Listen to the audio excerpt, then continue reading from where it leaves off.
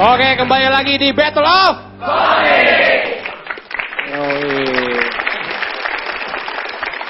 Masih ngomongin tentang lingkaran setan di dalam penjara.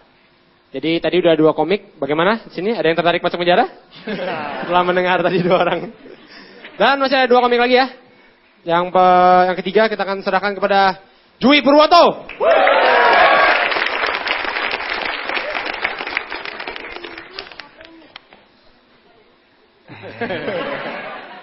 Assalamualaikum warahmatullahi wabarakatuh. Selamat malam semuanya. Bener loh ya. Ini jujur. Gua kalau denger kata penjara, bawaannya nostalgia. Jadi inget masa lalu. Dulu gua pernah cinlok sama napi. Enggak bohong. Enggak bohong ya. Bohong. Bercanda. Kalian tuh jangan suka nilai orang dari tampang. Ini anak-anak Tangerang nih ya. Ini suka nilai orang dari tampang. Muka gue ini emang kriminal. Emang buronan. Tapi jujur, sampai sekarang gue gak pernah sekalipun masuk penjara. Seleksinya susah. Susah.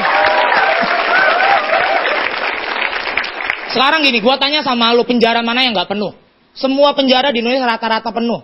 Bahkan rata-rata penjara di Indonesia itu udah over kapasitas.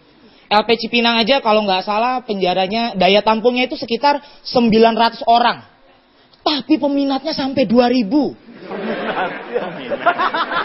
Iya, itu peminatnya sampai 2000. Udah kayak PTN favorit ya. Itu passing grade-nya tinggi itu. Udah kayak kampus UI loh itu. Harusnya nanti LP Cipinang pasang iklan dong, ya nggak? LP Cipinang, penerimaan narapidana baru. Tahun ajaran 2013, jalur PMDK, SPMB, SPNPTN, pokoknya masing-masing. Biar napi-napi di sana itu intelek. Tapi gini, meskipun mereka kayak gitu, biar bagaimanapun orang-orang yang setelah keluar dari penjara itu banyak yang bukannya malu, tapi malah bangga. Malah bangga. Lu pasti pernah lihat ada orang di bis kota minta sumbangan tapi pakai bawa-bawa alma mater rumah tahanan. Tahu kan? Yang kayak gini. Bapak-bapak, ibu-ibu, saya mohon seikhlasnya, saya baru keluar dari LP Cipinang. 2011 saya Nusa Kambangan. 2013 penjara Alcatraz Amerika Serikat. Jadi saya bukan napi sembarangan, ijazah saya internasional. Dan banyak juga artis-artis nih, gue kasih tahu di Indonesia banyak artis yang pernah mendekam di penjara. Contohnya Iwan Fals, tahu? Iwan Fals dia pernah di penjara, tapi di penjara tetap berkarya, tetap bikin lagu. Ariel Noah di penjara tetap bikin lagu. Soalnya kenapa? Soalnya di penjara itu kita tetap dituntut harus produktif. Kan di penjara kita diajarin berbagai keterampilan kan, iya kan? Bener kan Pak? Ini senior saya ini. Jangan salah loh. Ini senior saya. Di penjara itu diajarin berbagai keterampilan. Ada yang menjahit, ada yang perbengkelan. Misalnya gini, maaf nih ya, maaf. Misalnya kamu maling ayam. Nah, ketangkep, masuk penjara. Di penjara diajarin ilmu perbengkelan. Alhamdulillah, keluar maling motor.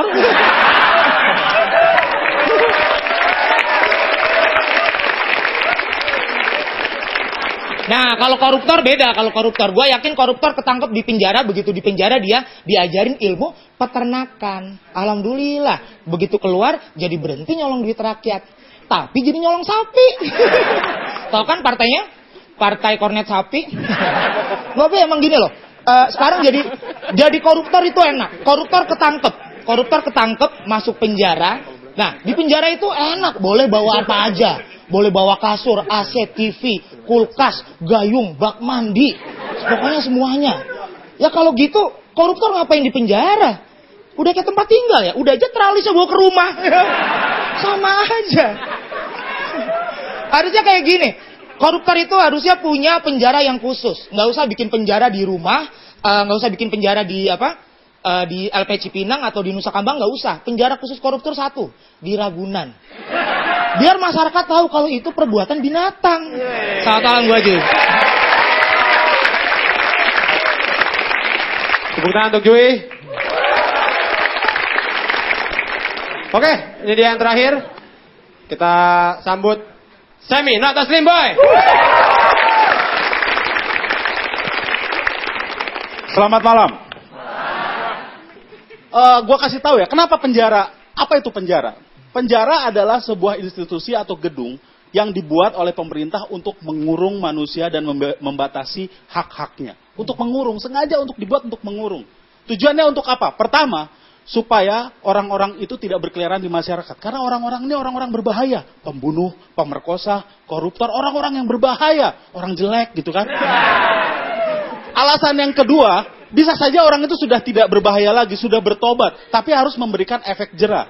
Efek jera terhadap orangnya. Orangnya sudah bertobat, efek jera terhadap orang lain. Supaya orang lain tidak melakukan. Ya kan? Jadi karena hukumannya berat. Gimana bisa memberikan efek jera kalau ada ruang tahanan yang ada AC-nya? Sedangkan kamar kos lu, kipas angin aja nggak ada. Ya kan? Jomblo lagi. Gimana bisa memberikan efek jera kalau benar tadi yang dikatakan oleh saudara kita dari Jogja, bahwa ada yang ada salonnya. Ada salonnya ini benar. Sedangkan lu keramas aja pakai sampo sasetan. Sampo sasetan untuk 1 kali keramas, lu 5 kali keramas. Jomblo lagi. Harusnya kan hukuman-hukuman itu memberikan efek jera.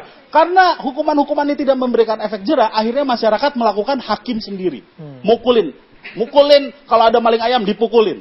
Kemarin gua mukulin, ada maling ayam, gua pukulin. Gua ditangkap sama polisi. Kenapa Bapak hakim sendiri? Enggak, saya enggak sendirian. Saya rame-rame sama tetangga saya. Saya main hakim rame-rame, Pak.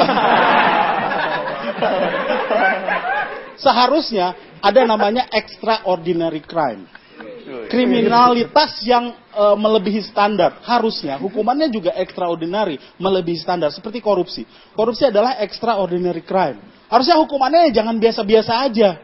Gua saranin hukumannya tuh yang aneh lah. Misalnya ini orang setiap 5 langkah selama 5 tahun harus goyang gitu kan. Kalau misalnya dia lupa, ulangi lagi dari tahun ke-0 gitu. 1 goyang gitu kan. Aduh lupa, ulangi lagi. Makanya ada hukuman mati. Itu sebenarnya bukan untuk ngejahati orangnya.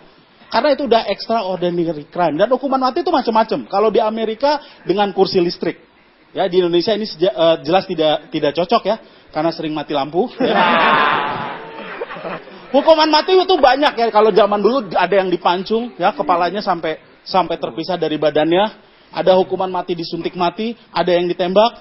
Tapi yang paling nggak enak itu hukuman mati di Malaysia. Itu digantung. Itu nggak enak. Pacaran digantung juga nggak enak kan? Ini sebenarnya kita pacaran tuh jadian sih. Kamu kayak pemerintah Malaysia deh.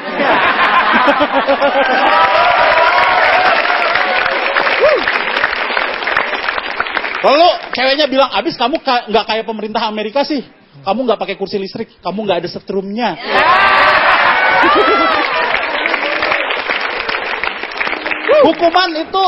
Hukuman mati ini kalau dilakukan pada koruptor, ini berbahaya di Indonesia. Karena akan banyak kantor atau instansi yang kosong. Pejabatnya pada almarhum semua. Kita datang, ini kok kosong ya? Ada resepsionisnya. Ini kepala kantornya mana? Udah meninggal, Pak. Seminggu yang lalu. Kepala dinas, udah kemarin baru. Loh mas kapan? Saya besok, Pak. Lagi nunggu petinya.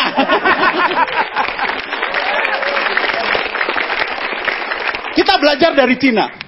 Di Cina ada Perdana Menterinya, Zhu Rongzi. Tahun 98 dia dilantik dan dalam inaugurasinya dia bilang, karena waktu itu banyak kasus korupsi di Cina. Kirim aku 100 peti mati. 99 akan aku kirimkan untuk koruptor. Dan sisakan 1 buat aku kalau aku korupsi. Keren kan? Ya mungkin dia ngomongnya nggak seperti itu ya. Karena pakai bahasa Cina ya. Insen tain fu fu lento. Saat malam, nama gue Semi.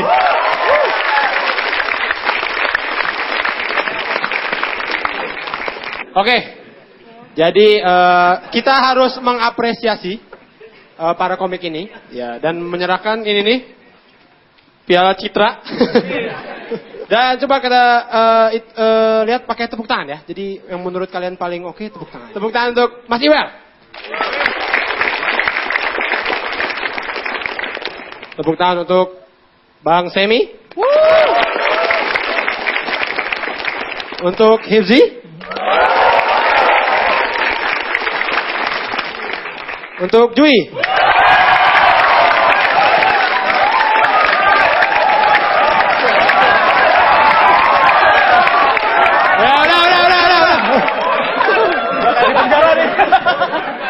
pengen nepokin atau lu pengen ngusir dia sebenarnya?